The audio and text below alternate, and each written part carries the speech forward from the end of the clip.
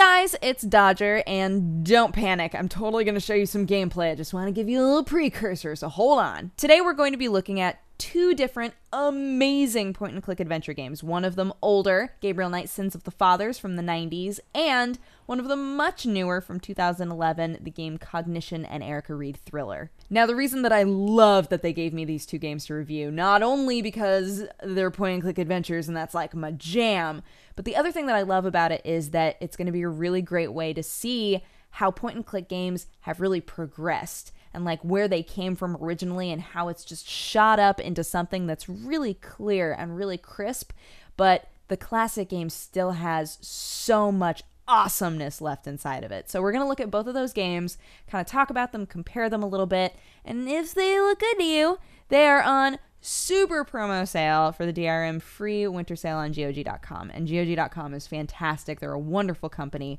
So if there was ever a promo sale to take part in, just saying. With all that out of the way, I give you gameplay.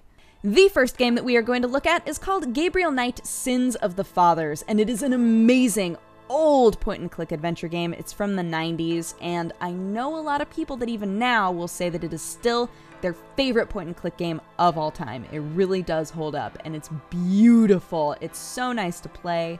Just the way that the environments are and the way that the movement is. The animation is spectacular, and you can really see elements of kind of a King's Questy vibe. But the story is very different from a King's Questy game. You, sirs and madams, play Gabriel Knight, who is a rare bookstore owner, and you are looking into what are called the voodoo murders in order to help you write your novel better.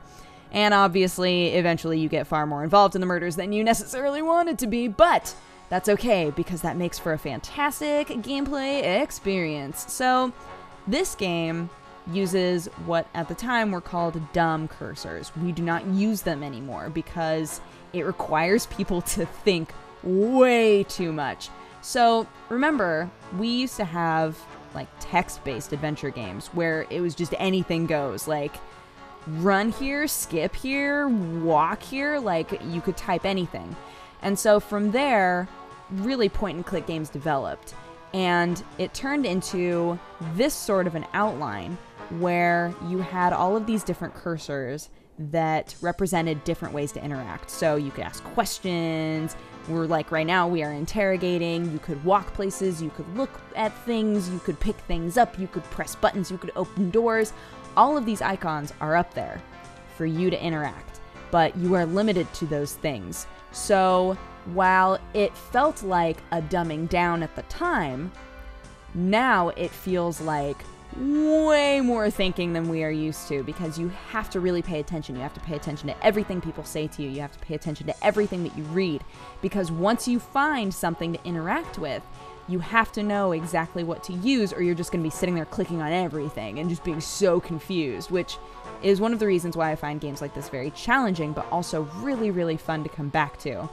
And the other thing that I love about older games like this, and you find this in RPGs as well, is that anything in your environment that you click on, you will get a response. Even if it's just from that beautiful New Orleans narrator that you've got in this game, every single thing in every environment you can look at and hear what it is, or you can pick it up, or you can just interact with it in some way and find out everything you need to know about it. And it's so much extra work for the game developers, but really appreciated, especially now when we don't get that ever anymore.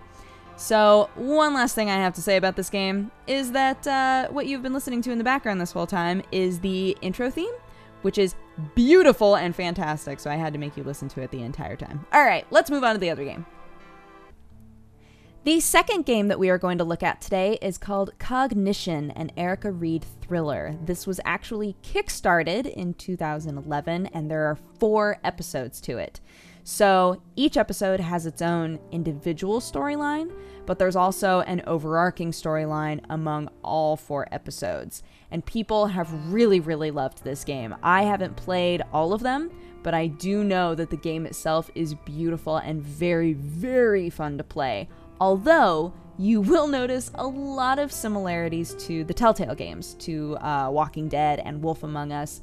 not only the gameplay, but also just the look of it is very, very much the same. They have that kind of comic booky, overlined look, which is great, and I love it, and I'm not even about to fault it because I think that it looks fantastic. But, you know, you can definitely see that there was an influence there. The game itself, the storyline, is that you play Eric Reed, who is in the FBI, but is also a precog. So when you find items to interact with in the game, every now and then, they will have sort of an aura, and if they have an aura, then you can use your, quote, intuition, end quote, and be able to see the history of that item. I was about to say people who have interacted with that item, but that's not necessarily true. You can just see the history of the item, and that helps you solve all of these different puzzles and figure out where you need to go and what you need to do. The biggest tricky part, obviously, is figuring out when to turn on your intuition and see which items to interact with. But overall, like, compared to Gabriel Knight, the system has dumbed down way more since the 90s. You can find an object, you can hover over it, and it'll be like, this is an object that's important. Here are all the things that you need to do with this object. And I love that. And at the same time, it takes away a lot of the thinking for you, but replaces it with a lot of story and a lot of interesting mechanics, like the precognition element of it, which I think is fantastic. So another little anecdote is that Jane Jensen was the game designer on Gabriel Knight, all of the Gabriel Knight games, and then was a consultant on this game. She's fantastic. She's also a novelist. She worked on, I think, one of the King's Quest games, many other games. She's been involved in the industry for a very, very long time.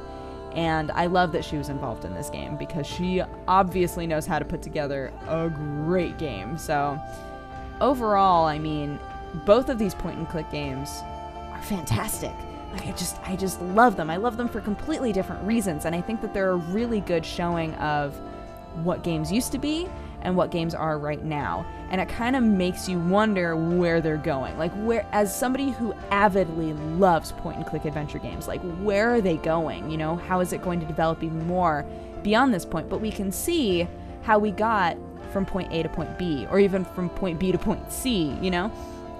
So I think that looking at both of these games, playing both of these games while they're both fantastic, is going to really be a good experience and be wonderful. So if, you know, either of these games look good and you want to pick them up, you should go for it. But either way, if you don't, you're kind of missing out.